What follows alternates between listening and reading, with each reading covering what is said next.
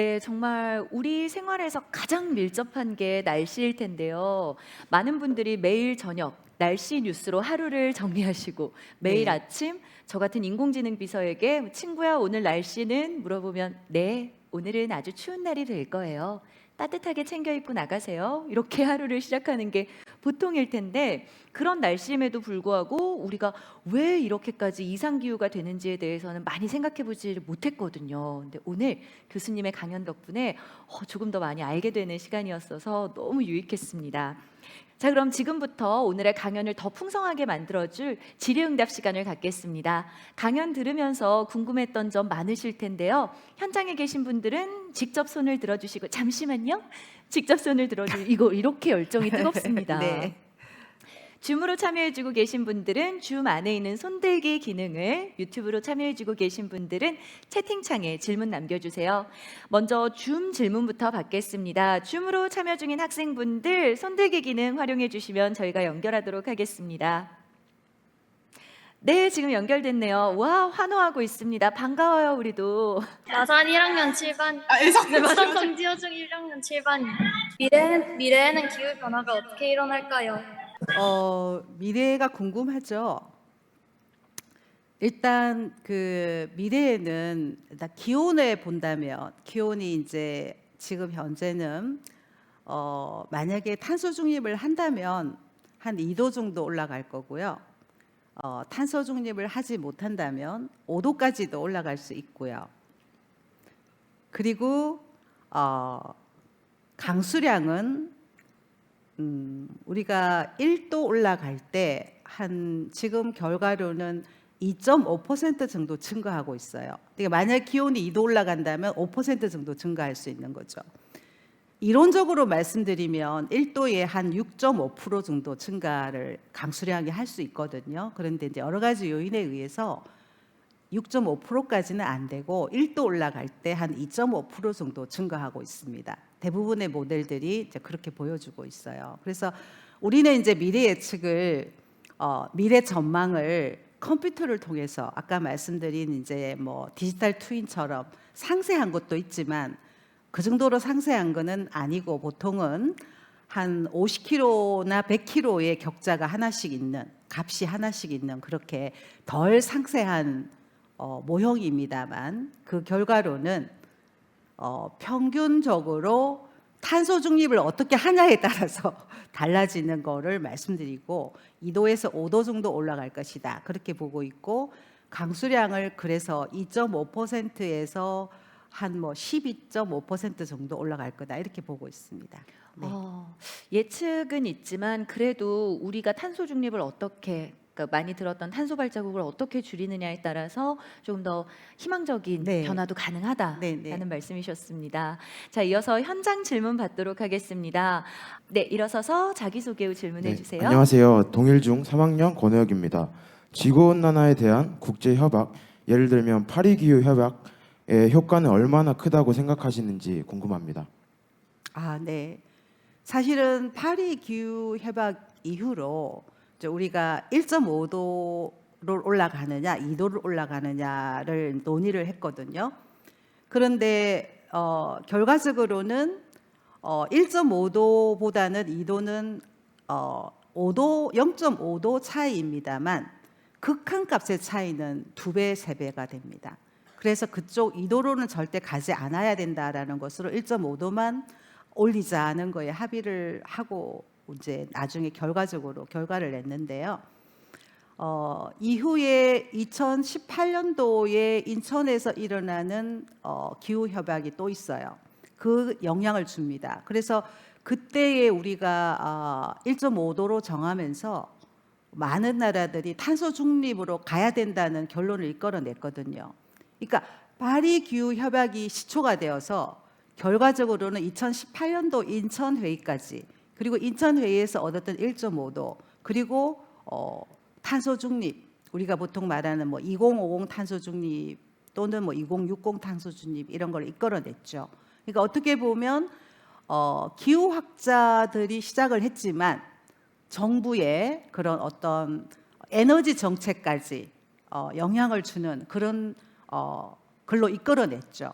그러니까 기후학자가 기후 결과를 가지고 국가의 경제, 에너지 정책에까지 영향을 주게 된 그런 거라고 볼 수 있고요. 왜 1.5도를 해야 되는가에 대한 당위성도 그때 얻게 되었습니다. 네, 좋은 질문입니다. 네. 네, 과학과 또 경제와 정책과 모든 것들이 결국은 협의가 다 되고 발을 맞춰야 된다라는 이야기도 되는 것 같네요. 네, 네, 좋습니다. 계속해서 유튜브를 통한 질문 만나볼게요. 아이디 한님이십니다. 기후 모델이 다양한 예측을 보여주는데요. 모델이 얼마나 정확한지 어떻게 알 수 있나요? 그리고 기후변화 예측에서 불확실성을 줄이기 위해 지금 어떤 연구들이 진행되고 있는지 궁금하다시네요. 네. 어떻게 보면 이 질문은 기후과학자들이 가장 고민하고 있는 문제에 대한 질문입니다. 기후 모델은 정확도가 아까 선생님이 그 창갑 검정색 선에 이게 빨간색 이런 범위를 그려 넣었는데요. 보통은 기후 예측치에 플러스 마이너스 예컨대 온도를 본다면 플러스 마이너스 1도가 보통 주어집니다. 근데 그것이 크죠. 작지는 않습니다. 이게 불확실성이라고 부르는 건데요.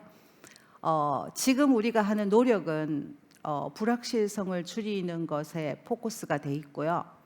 많은 경우가 그 모델에 아까 말씀드린 분해능이 1km 격자에 있느냐, 2km에 있느냐. 그래서 지금 현재는 50km, 100km 정도 되어요. 그걸 이제 작은 규모로 이렇게 가려고 그러는데 보통 우리가 이제 슈퍼컴을 사용을 할 때 10의 마이너스 15승 페타플랍스라는 걸 쓰게 되는데 1초에 우리가 뭐 1.5 펩타플랍스 그러면 1.5 곱하기 1000조 연산을 하거든요. 그런데 그것으로는 50km 격자밖에 못 해요. 그래서 엑사스케일로 이제 만약에 성능을 높이면 어디까지 가능하냐면 1km까지 가능합니다. 1km까지 모델을 상세화할 수가 있어요. 그래서 첫 번째가 좋은 슈퍼컴퓨터를 이용해서 좋은 분해능을 가지자. 그러니까 상세로 해야지만 되는 거죠. 근데 어떤 50km 격자 안에 한 값만 가지고 있으면 사실 그 안에 여러 가지 특징이 있는 산지나 농지나 뭐 이런 아파트나 이런 걸 표현할 수가 없거든요. 그런데 1km로 가게 되면 어느 정도 표현이 가능합니다. 그래서 분해능을 또 좋게 하는 부분에 불확실성이 있고요. 두 번째는 조금 더 학문적인 부분인데요. 어떻게 기온이나 강수량, 뭐 여러 가지 습도 이런 것들이 변화하는 과정을 물리 과정을 조금 더 상세하게 표현하고 정확하게 표현해야 된다는 것이 물리 과정을 더 정확하게 모델 안에 집어넣는 거죠.